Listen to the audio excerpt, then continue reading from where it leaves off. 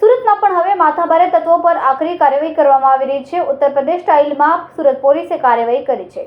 લિંબાયત વિસ્તારમાં સરકારી જગ્યા પર કબજો કરાયેલા જીમ અને ક્રિકેટ બોક્સનું ડિમોલિશન હાથ ધરવામાં આવ્યું।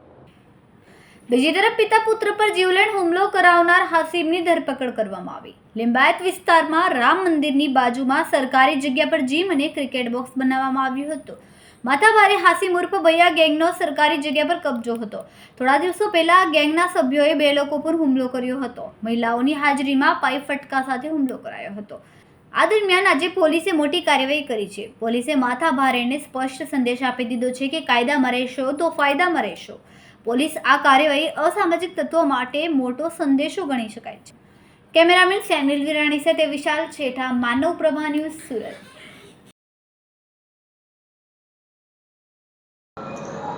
આસિમ સિદ્દીકી જે છે જે હમણાં જે એક લેટેસ્ટ એણે એની વિરુદ્ધમાં એક ગુનો દાખલ થયો છે કે એની સોસાયટીની અંદર એણે એક મારામારી કરેલી ને એમાં એનું નામ સામે આવ્યું છે ને ત્યારબાદ ખબર પડી કે એણે એન્ટી સોશિયલ માણસ એના વિરુદ્ધ 20થી વધારે ગુના દાખલ થયેલ છે।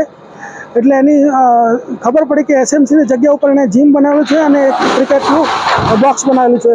તો ત્યારબાદ ઝોન 2 અને એસઓજીની સિનિયર અધિકારી સાથેની ટીમો અહીંયા હાજર છે અને એક મેસેજ છે કોઈ પણ અસામાજિક તત્વો કે જો તમે લો એન્ડ ઓર્ડરની પરિસ્થિતિ બગાડશો તો તમને કોઈ રીતે છોડવામાં નહીં આવે। જે પણ તમારું ગેરકાયદેસર હશે તમામ નેસ્ત નાબૂદ કરવામાં આવશે।